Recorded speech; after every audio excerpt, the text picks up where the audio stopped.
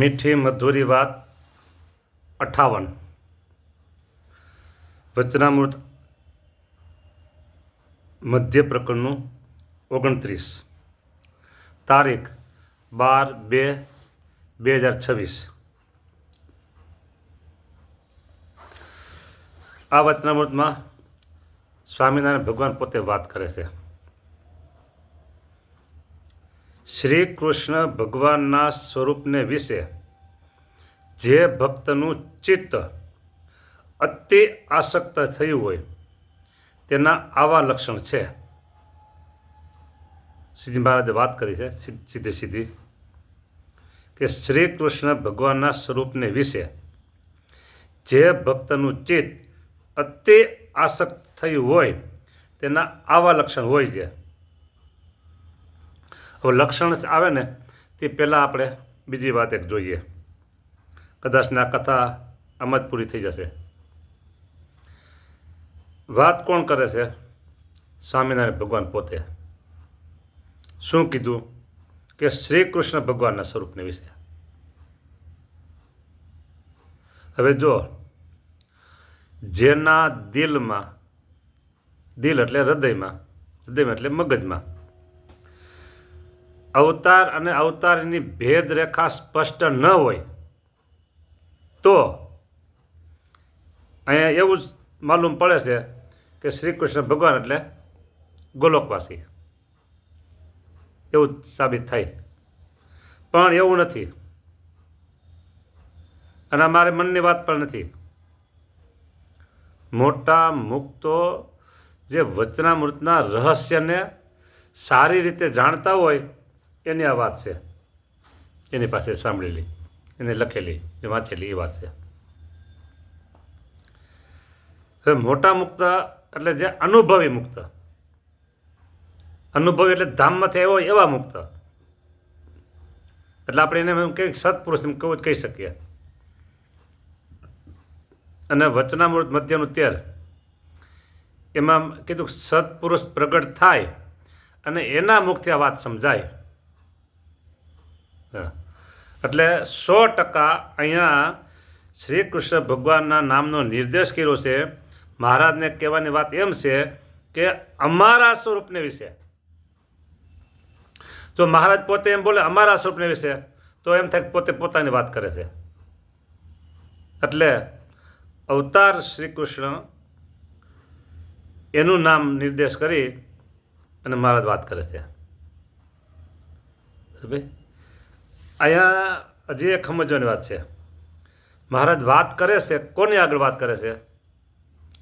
તો જે પોતાના આશ્રિત ભક્તો છે ને એની આગળ વાત કરે છે. પોતાના આશ્રિત ભક્તો એની આગળ મહારાજ વાત કરે છે.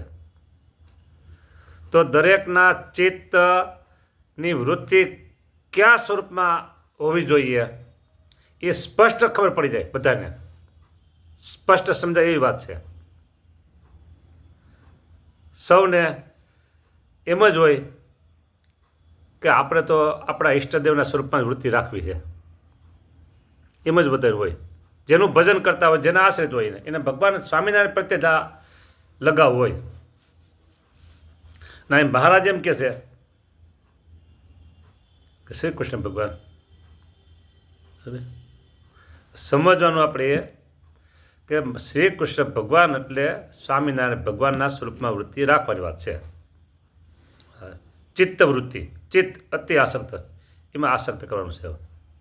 ચિત્તની આસક્તિ, મન, બુદ્ધિ, ચિત્ત અને અહંકાર, આ 4 એ 4 છે ને અંતઃકરણ કહેવાય છે. મન કીધું હોત ને તો ચાલત, બરાબર. અને ચિત્ત કીધું છે તો એ બરાબર અંતઃકરણ. તો એ 4 જે અંતઃકરણ છે એમાં એલું ચિત્ત ભગવાનના સ્વરૂપમાં અતિ આસક્ત થયું હોય. આસક્ત થયું હોય એમ કીધું હોય તો જ વાંધો નહોતો, પણ મહારાજ એમ કીધું અતિ આસક્ત. એક એક શબ્દ ઉપર ધ્યાનપૂર્વક જોવું પડે તો મહારાજને કહેવાનો ભાવ શું છે એ ખબર પડે.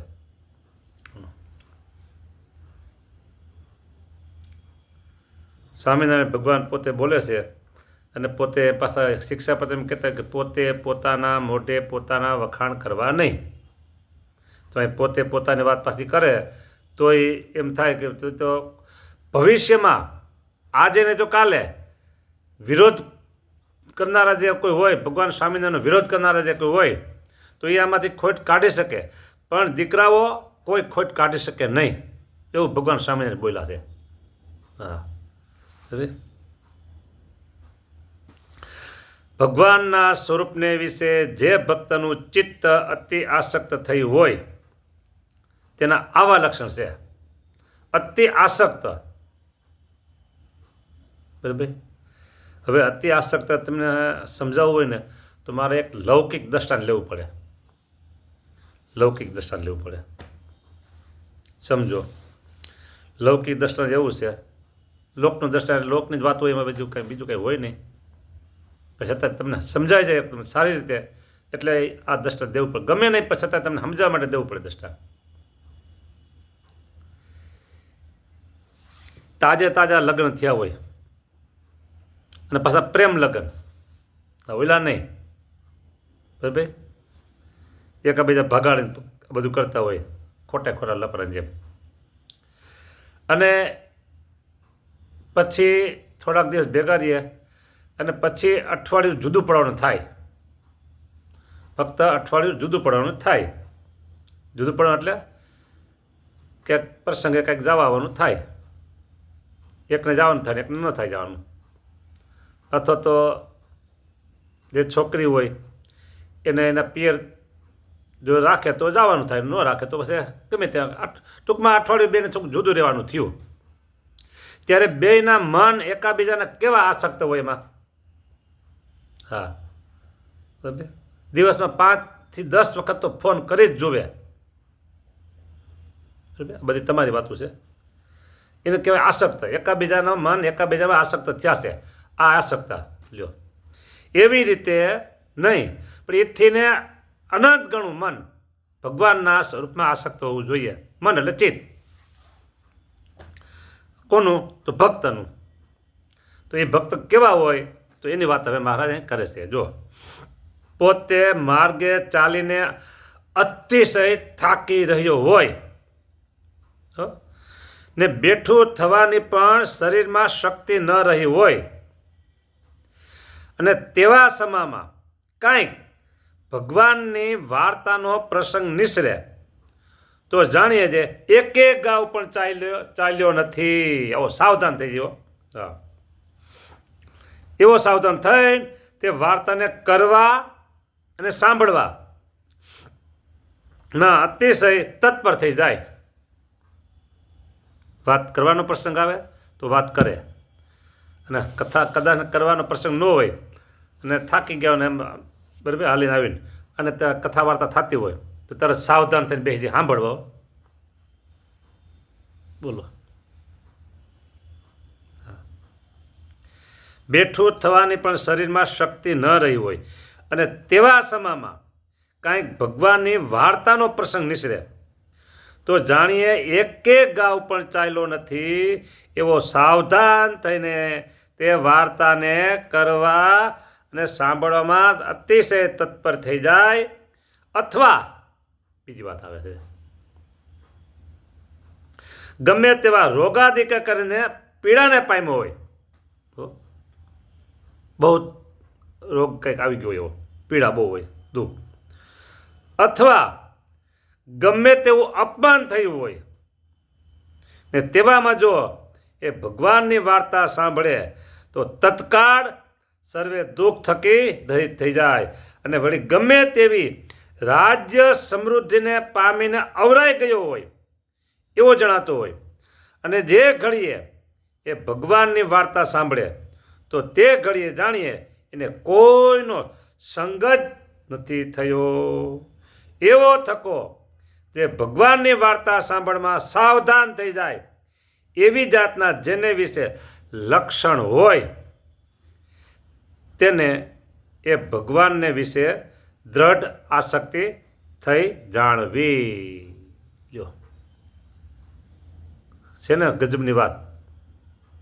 બીમાર હોય, અપમાન થયું હોય, રાજ્ય સમૃદ્ધિમાં ક્યાંક અવરાઈ ગયો હોય, રાજકારણમાં ક્યાંક ભરાઈ ગયો હોય, હા, અને ચાલીને આવ્યો હોય, કથા વાર્તા સાંભળવા કે કથા વાર્તા કરવાનો પ્રસંગ નીકળે તો જાણે કાંઈ થયું નથી એવો થઈ જાય. બોલો.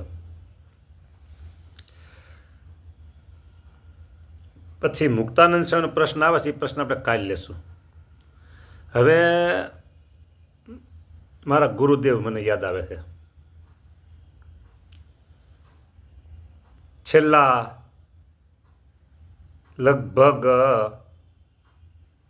15 વર્ષ, હા, ડેઈલી ગુરુદેવના આસને સંધ્યા આરતી પહેલા કલાક, સવા કલાક, 1.5 કલાક કથા થતી ઋતુ પ્રમાણે.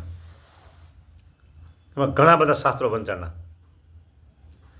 અને ગુરુદેવની અવસ્થા હતી, ક્યારેક તબિયત સરખી હોય ન હોય, બરાબર. તો એક મારા ગોવિંદ બાપા હતા, એ કે આજ કથા આપણે બંધ રાખવી શકીએ, તમને સારું નથી. એટલે કે ગોવિંદભાઈ,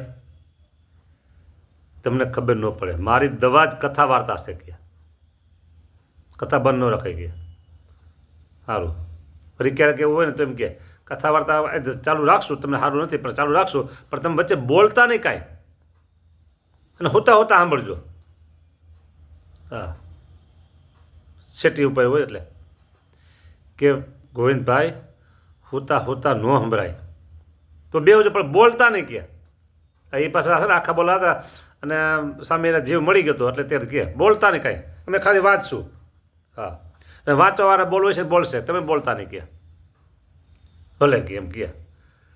અને ચાલુ થાય અને પ્રસંગ આવે ને એટલે સામે બોલ્યા વગર રહે જ નહીં. હવે કે તમે ના પાડી હતી ને ગોવિંદભાઈ, આ પ્રસંગ એવો આવ્યો હું ન રહી શકું કે.